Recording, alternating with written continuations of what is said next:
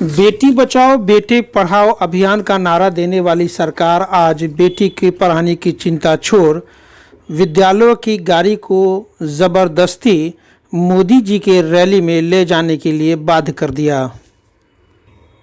क्या है मामला, चलिए आपको बताते हैं।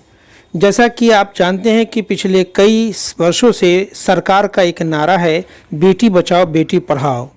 अब ये सरकार जिसने ये खुद से नारा दिया, उस नारे को दरकिनार करते हुए आज मधुबनी में जो पीएम मोदी की रैली है, उस रैली में जितने भी दरभंगा ज़िला के प्राइवेट स्कूल हैं, उन तमाम स्कूल की जो बसें हैं, उनको ज़बरदस्ती एक चिट्ठी निर्गत करके ले जाया गया।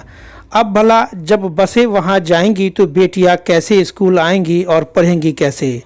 स्क्रीन पर जो तस्वीरें हम आपको दिखा रहे हैं वो बिहार सरकार के एक आला अधिकारी की चिट्ठी है, जिसमें साफ आप देख सकते हैं कि किस तरीके से स्कूल की गाड़ियों को हायर करने के लिए उन्हें दिशा निर्देश दिया गया है।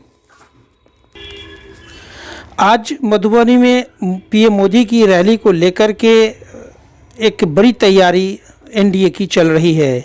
इसी बीच एक बड़ा आरोप लगा है।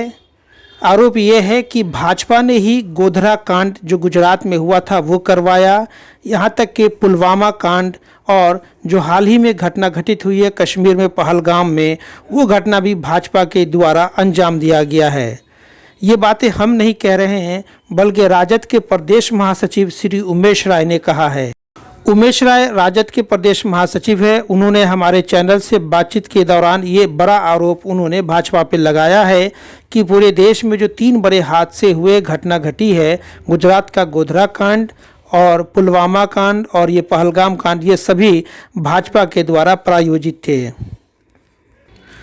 आज के पीएम मोदी के कार्यक्रम को लेकर के उन्होंने कहा कि एक समय हुआ करता था कि जब रैली में लोग अपने नेता का भाषण सुनने अपनी इच्छा से अपनी सवारियों से खुद से जाया करते थे, लेकिन इस बार ये देखा जा रहा है कि ज़बरदस्ती प्राइवेट स्कूल की गाड़ियों को ले करके उसमें आदमियों को भर भर करके वहाँ ले जाया जा रहा है।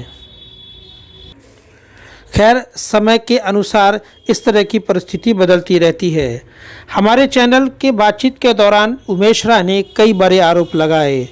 उन्होंने एक सवाल पूछा कि पीएम मोदी को इस घटना के बाद मधुबनी में आकर के रैली करना ज़्यादा ज़रूरी था कि वो कश्मीर में जाकर के पहलगाम में जाकर के वस्तु स्थिति को समझते, लेकिन जब उनको पहलगाम में जाना चाहिए था, वहाँ न जाकर के वो मधुबनी में जो पूर्व आयोजित रैली था उसे आकर के उन्होंने मुनासिब समझा।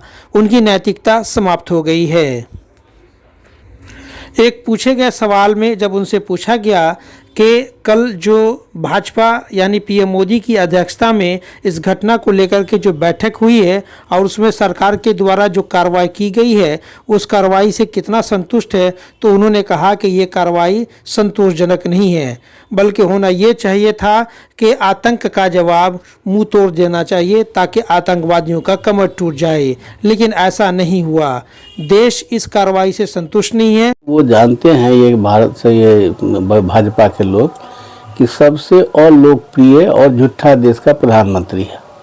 यह कोई जनता का प्रतिनिधि प्रधानमंत्री नहीं है, ईवीएम से चुनाव से जीता हुआ यह प्रधानमंत्री है।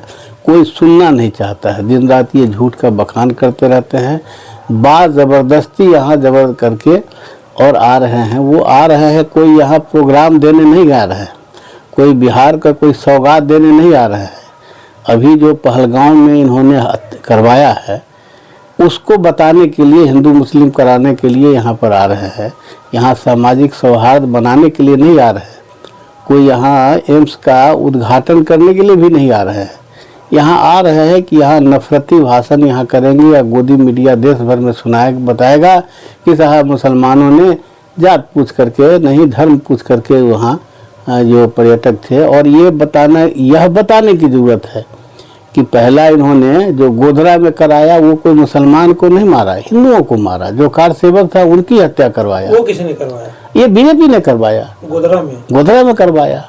अभी तक पुलवामा में 44 जवान हमारे मारे गए, आज तक न एक आतंकी पकड़ा गया। ये मोदी जी का 5 सवाल था मनमोहन सिंह से कि आपका बॉर्डर बॉर्डर आपके कब्जे में है और तब भी आपका वो कैसे आतंकवादी आ जाता है, कैसे हथियार आ जाता है, कैसे आपका ये है। आज ये सवाल पूछा जा रहा है मोदी जी से कि मोदी जी आप बताइए कि अब कैसे आतंकवादी आ जाते हैं। ये सवाल आपसे है कि आपने कैसे हत्या करवाया, आपका क्या मर्जी है कि यहाँ के हिंदुओं को हत्या करा के और हिंदू मुस्लिम का माहौल करावे। एक तो गोदी मीडिया जिसमें लगा ही हुआ है, अभी जगह जगह कश्मीर के लोग जो हैं सो मोमबत्ती निकाल रहे हैं, मोमबत्ती मार्च कर रहे हैं और शांति चाहते हैं, और आप वहाँ आतंकी व्यवस्था करा रहे हैं और लोगों को बताना चाहते हैं कि हिंदू और मुसलमान में नफरत फैलाया जाए। यही बताने के लिए यहाँ पर आ रहे हैं मोदी जी। और जो कोई न सुनना चाहता है उसको बात ज़बरदस्ती घर से गांव से खींच खींच करके वहाँ पर ले जा और वो मोदी को सुनाओ कि भाई ये मोदी आया है, मोदी को सुनाओ। ये स्थिति बना हुआ है। कुल मिलाकर सर आपका सीधा सीधी ये आरोप है कि भाजपा लाश की सियासत तक उतर गई। बिल्कुल वही कर रही है। जो 3 बड़ी घटनाएं आपने बताई देश की, गोधरा कांड, पुलवामा कांड और ये जो पहलगाम में वो, ये इसके पीछे किसके हाथ है? ये बीजेपी का हाथ है, सरकार का है। ये मोदी और इसके लिए इनको तो लाज शर्म है नहीं। अगर लाज शर्म होता तो ये खुद रिजाइन कर दिए होते, लेकिन इनको नहीं है। ये दाभोल जो है डोभाल से ये सवाल है कि साहब आप क्या कर रहे थे, ये जो मोदी जी हैं ये क्या कर रहे हैं। आज जो सवाल पूछ रहा है जो देश के लोग कि इनको हिंदू मुसलमान और कौन सरकार बनाएगा, कौन सरकार गिरावे, कैसे इसको हटावें, कैसे सरकार में चले आवें, और अपने कोई सवाल यह न पूछे कि साहब ये अमित शाह ये जो मोदी साहब जी मिल करके ये अडानी अंबानी को बचाने के लिए क्या क्या कर रहे हैं, कैसे ये डेमोक्रेसी को ख़त्म कर रहे हैं, ये सवाल न पूछ ले, इसलिए ये हिंदू मुसलमान करा रहे हैं। सर ये कहाँ तक सही है कि मोदी के कार्यक्रम में प्राइवेट बसों का इस्तेमाल हो, उसके यानी कि पठन पाठन को कहीं ना कहीं बाधित आपको मैं कहिए तो चिट्ठी में डीटीओ की चिट्ठी दिखा दूं, मेरे पास चिट्ठियाँ कल शाम में मिली है। उसमें ये जो बीओ साहब लिखते हैं सभी विद्यालय को बंद करिए और बच्चे को भेजिए वहाँ ले जाने के लिए। बच्चे जाएं गांव के लोग को लेकर बच्चों के जाने की बात हो रही है जी। अभी पंचायती राज पदाधिकारी का एक लेटर हमने देखा है कि वो गांव के लोगों को कहा जा रहा है कि जितने भी हैं वो आप गांव के लोगों को लेके चलिए, मधुबनी झंझारपुर लेके चलिए मोदी जी का कार्यक्रम में भाग ले डालने के लिए। ये अब तक जो भी होता था लोग नेता को सुनने जाते थे, उसकी ललक होती थी कि ये क्या कोई नई बात कहेंगे। ये तो कोई नई बात कहेंगे नहीं, कैसे नफरती बात हो उसके जहन में घुसाया जाए, इसलिए वो आ रहे हैं। कोई एक यूनिवर्सिटी नहीं खोला, एक स्कूल नहीं खोला, जो भी पढ़ाई लिखाई शैक्षिक संस्थान था उसको बर्बाद करने का ये सुपारी ले रखा है। देश में एक बहस छिड़ गया है कि जहां इतना बड़ा हादसा हुआ है वहां क्या मोदी जी को ये रैली करना चाहिए या रद्द कर देना चाहिए? मोदी जी इसी के लिए कर रहे हैं कि वो किसी तरीके से लोगों में ये जाएं और कहेंगे कि देखो पाकिस्तान के जो लोग हैं, मुसलमान लोग हैं, आतंकी लोग जो हैं, हिंदुओं पर किस तरह से पर्यटक पर हमला कर रहे हैं। वहाँ पाकिस्तान के कश्मीर के लोग परेशान है कि हमारा पर्यटन उद्योग बंद हो रहा है, पर्यटक नहीं आएंगे, सैलानी नहीं आएंगे तो हमारी रोजी रोटी बंद हो जाएगी। और दूसरी तरफ ये उसको प्रचारित करने में लगे हुए हैं कि देखो हिंदू मुसलमान हो रहा है। 35 साल के बाद कश्मीर में ऐसा मामला हुआ है कि खुल करके लोग वहाँ आतंकवादी घटना का विरोध किया है। वहाँ के स्थानीय लोगों ने यानी कि अपनी दुकानों को बंद रखा, बाजार बंद रहा, मस्जिदों से ऐलान किया गया कि हम लोग इसका विरोध करते, हम लोग अपने तमाम कारोबार बंद रखें। इस पर आपकी क्या प्रतिक्रिया? ये सब तो नहीं दिखाएगा ना ये गोदी मीडिया ये दिखाने के लिए नहीं है। ये लाल चौक पर जा करके कहेगा देखो मुसलमानों ने हमारे पर्यटकों को मारा। ये जो है मस्जिद का ऐलान हमने भी सुना है, देखा भी है। हमने ये भी देख रहे हैं कि वहाँ कितना जो कैंडल मार्च लोग निकाल रहे हैं और कितनी सिंपैथी है लोगों को। इस बार पूरे भारत का दृश्य बदला हुआ है कि यहाँ बेगूसराय में बिहार के कई जिलों से कई मुस्लिम संगठन जो है सड़कों पे उतरे हैं और पाकिस्तान मुर्दाबाद के नारे लगाए हैं, आतंकवाद मुर्दाबाद के नारे लगा रहे हैं। क्या पाकिस्तान कोई समस्या नहीं है भारत के लिए। ये पाकिस्तान को समस्या बना के कमजोर जो दुश्मन को दुश्मन बना के जो कमजोर देश है, अपने रोजी रोटी के लिए बर्बाद हो रहा है वो देश, उसको ये टारगेट करके यहाँ के लोगों में नफरत फैलाने के लिए ये सब प्रायोजित कर रहे हैं। और इनके मोदी जी का जो कार्यक्रम है इसको जितनी निंदा की जाए वो कम है। क्या देश के गृह मंत्री को इस्तीफा नहीं देना चाहिए? ये सब शर्म हो तब तो प्रधानमंत्री और गृह मंत्री को, अगर प्रधानमंत्री और गृह मंत्री को थोड़ा सा भी लाज शर्म है, जनतंत्र लोक लाज से चलता है और ये लोक लाज इनके पास तो है नहीं। अगर लोक लाज होता तो ये देश की सारी संपत्ति अडानी अंबानी के हाथ में बेच देते। आज 40% जो आबादी है उस संपत्ति है उसका 1% लोगों के ही हाथ में जाकर के काबिज हो गया है जो कॉर्पोरेट है। सर, देर रात प्रधानमंत्री के नेतृत्व में एक बैठक हुई इस घटना को लेकर के। जिस तरह का कदम उठाया गया भारत सरकार की तरफ से, संधि रद्द कर दिया गया, वीज़ा रद्द कर दिया गया, जो राजदूत है उनको यहाँ से जाने की उनका आदेश दे दिया गया है, क्या ये कार्रवाई संतोषजनक है? कि आतंकवाद से ये दिखाने के लिए कर रहा है, लोगों को बताने के लिए कर रहा है कि पाकिस्तान और मुसलमान कर रहा है, ये नहीं बताने के तैयार है कि हम कर रहे हैं। ये जो है सो आंख में धूल। देश इस कार्रवाई से संतुष्ट नहीं, कोई संतुष्ट चाह रहा है कि कोई नहीं होना चाहिए। कोई उसका क्या दोष है? कार्रवाई तो मोदी पर होना चाहिए, अमित शाह पर होना चाहिए, अजीत डोभाल पर होना चाहिए, इन लोगों को हटाना चाहिए। तो जिम्मेदारी कहाँ तय हो? यही तो जनता तो जानती है कि यही सब कराया है। एक बार गोधरा नहीं जाना, दूसरे बार पहलगाम में 44 दिन तक में 44 जवान हमारे शहीद हो गए और सब लोग नहीं जाना, आज तक नहीं कुछ किया इन्होंने।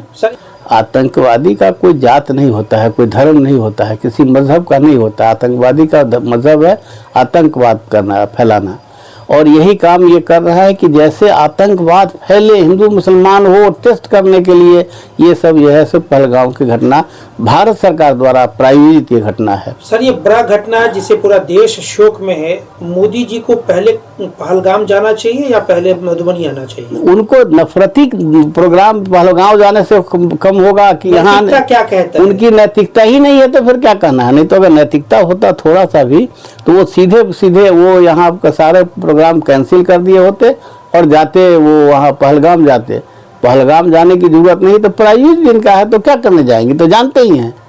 जिस तरह से आप पुलवामा में था, ये शूटिंग कर रहे थे और ये कह रहे थे अपना ये ठिकरा फोड़ रहे थे कि वहाँ की मीडिया ने हमको खबर नहीं किया, वहाँ मीडिया नहीं था।